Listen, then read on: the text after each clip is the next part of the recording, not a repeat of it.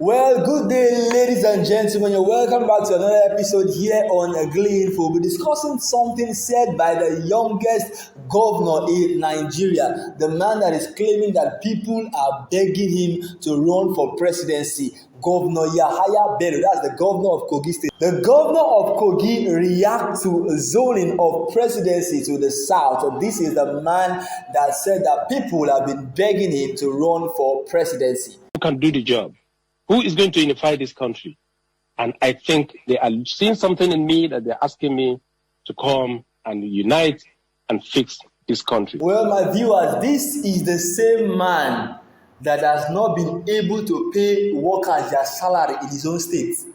This is the same man that has not been able to pay pensioners. This is the same man that has not been able to implement the new minimum wage. And he wants to come and enslave the whole Nigeria, saying that people are begging him to contest for presidency. The devil is a liar. Well, he has reacted to what they said concerning the zoning. You know that the South governors met recently saying that the presidency should go to the southern part of Nigeria. And the Kaduna State governor with Zulum Babagana, that's the governor of Borno State, also supported the power shift to the southern side of Nigeria. Now, let us listen to what the youngest governor of Nigeria, youngest governor in Nigeria, is saying concerning power shift to the south come 2023.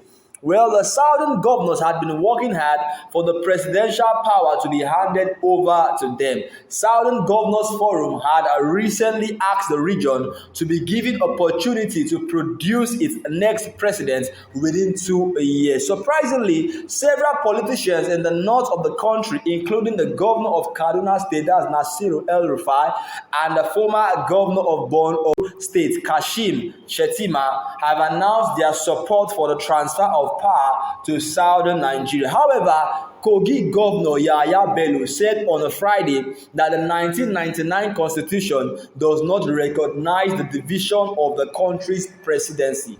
The governor said at the first annual GYB seminar for the Nigerian political and crime journalists held at the Transcorp Hotel that at Abuja urged Nigerians to put a merit before division. However, if the presidency must be zoned in 2023, he calls for fairness.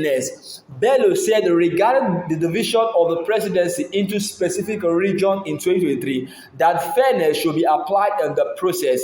He said that democracy is free will. Political parties should not be allowed to restrict a choice to specific regions. The 1999 constitution does not recognize a division, which it is absolutely unconstitutional. If we must continue to rotate the presidency, that's okay. But for fairness, equity, and justice, the right thing should be done.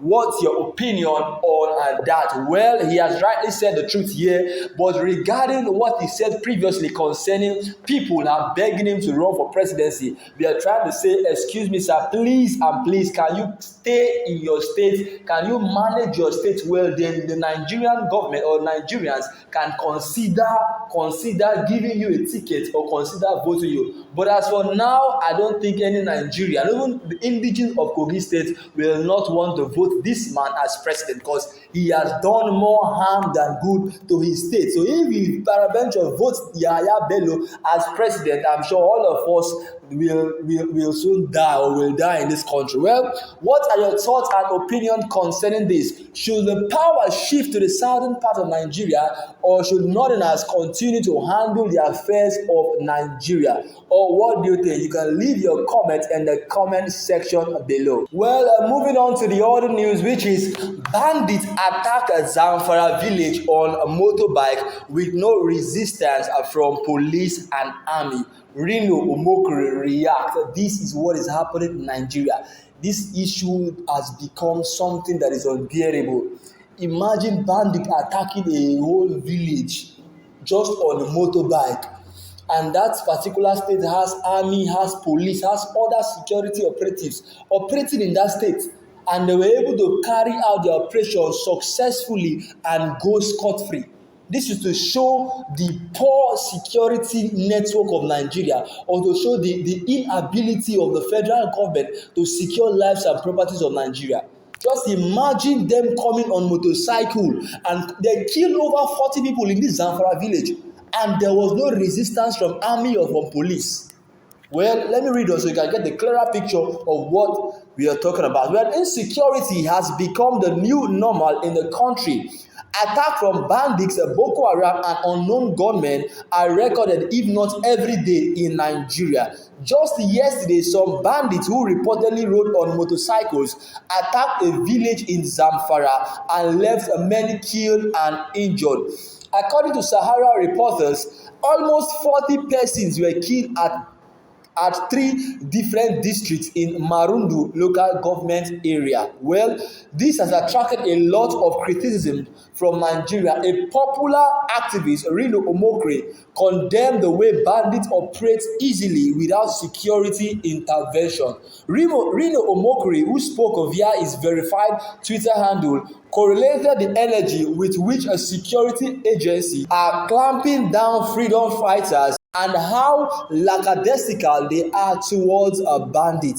His words said, last night hundreds of bandits rode into Maradun in over 100 motorcycles and killed 42 people with no resistance from police or army. And Buhari is obsessed with Igboho and Mazi Nnamdi Kanu. Igboho and Kanu aren't the problem, they are part of the solution to the problem. This was what Rino Omokri said, that Igboho and Nnamdi Kanu aren't the problem, but they are part of the solution to the problem.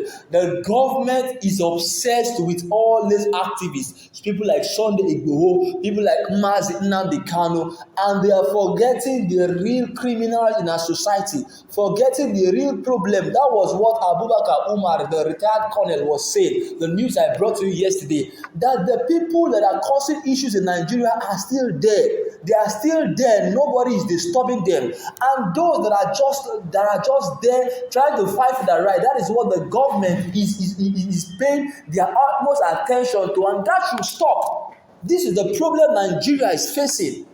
How can bandits ride into a village with over 100 motorcycles and not one of them was caught?